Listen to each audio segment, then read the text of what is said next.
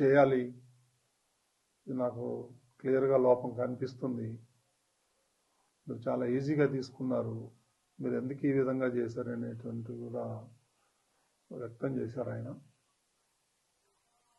So రేపు CM గారు వస్తారు కాబట్టి ప్రెస్ మీట్ కూడా ఉంటుంది. ఇంకా రేపే సీఎం గారే వీటన్నిటికీ అడ్రస్ చేస్తాడని అనుకుంటున్నాం కదా. చేసేదంతా కూడా అధికారులే కదా, ఇంకెవరికి బాధ్యత ఉంటుంది. ముందర రోజు నిన్న కూడా నేను మీటింగ్ కాల్ఫర్ చేశాను అధికారులతో. ఏం చేస్తున్నారు ఏంటి నేను అడగటం కూడా జరిగింది. చాలా ఈజీగా తీసుకోవద్దండి మీరు, నాకు ఇన్ఫర్మేషన్ ఉంది గొడవలు జరుగుతాయేమో అని. అందుకని నేను ఈరోజు మార్నింగ్ కూడా ప్రెస్ మీట్లో అదే చెప్పాను.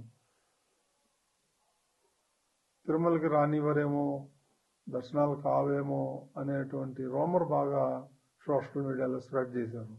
అందుకే నేను మార్నింగ్ కూడా దాన్ని ఖండించాను నేను మీ అందరి ముందరే. అలాంటిది ఎవరు ఉండదు, ఎవరైనా రావచ్చు తిరుమలకి, దర్శనంకు మాత్రం టోకన్లు ఉండాలి తప్ప తిరుమలకి రావద్దని ఎవరు అనలేదు. ఎవరైనా రావచ్చు అని పొద్దున్నే నేను స్టేట్మెంట్ కూడా ఇచ్చాను. నాకు తెలుసు ఏ గొడవ అవుతుందేమో అనే నాలో అనుమానం ఉంది. నేను అధికారుల దగ్గర కూడా వ్యక్తం చేశాను. ఎస్పీ దగ్గర కూడా నేను టెంపుల్లో కనిపిస్తే చెప్పాను, మీరు ఆషామాషిగా తీసుకోవద్దండి, దీన్ని జాగ్రత్తగా చేయండి. అప్పుడు అన్నారు వాళ్ళు 5,000 మంది పోలీసులు పెడుతున్నామండి, మేము చూసుకుంటామండి, అది ఇది అని అన్నారు నాతో. ఇది దురదృష్టకరం. ఇప్పుడు ఎవరిని మనం నిందించలేము, ఒకలా ఇద్దరా అనేది. ఈ పొరపాటు జరిగిపోయింది, మరి దానికి చింతించడం తప్ప మనం చేసేది ఏం లేదు ఈ టైంలో. ఇప్పుడు కుట్రేమి ఉండవు అండి దీంట్లో, ఎందుకు ఉంటాయి కుట్రలు కానీ అవన్నీ అబద్ధాలు.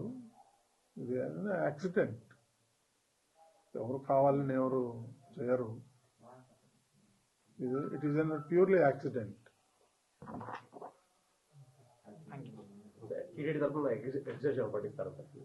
రేపు ముఖ్యమంత్రి గారు ప్రకటిస్తారు. కొంతమంది ఉన్నారు, ఇంకో 20-25 మంది క్యాజువాలిటీ అడ్మిట్ అయ్యారు. రియా హాస్పిటల్లో కొంతమంది, సిమ్స్లో కొంతమంది ఉన్నారు. చూడాలి, నేను కూడా వెళ్తాను, వెళ్ళి చూసేస్తాను. అక్కడ బాగా టెన్షన్గా ఉంది, అందరూ ఉన్నారు, యంత్రాంగం, జిల్లా యంత్రాంగం అంతా అక్కడే ఉంది.